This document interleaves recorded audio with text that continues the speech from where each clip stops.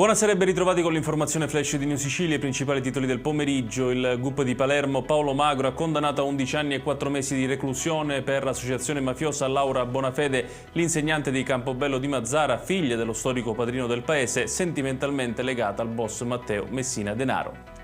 La Procura di Termini Imerese ha depositato appello al Tribunale del Riesame contro l'ordinanza di scarcerazione di Giovanni Barreca, accusato di aver sterminato la sua famiglia ad Altavilla Milicia.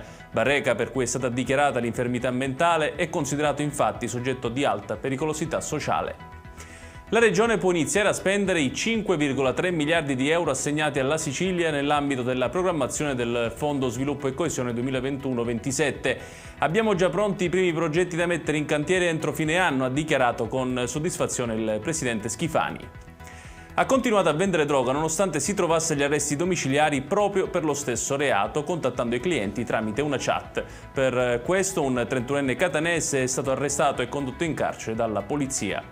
Chiudiamo con il meteo. Dopo una lunga parentesi di sole, torna il maltempo in Sicilia. Nella giornata di domani i cieli saranno infatti nuvolosi su quasi tutta la regione, con piogge che interesseranno la parte orientale dell'isola. Le temperature subiranno un lieve ribasso.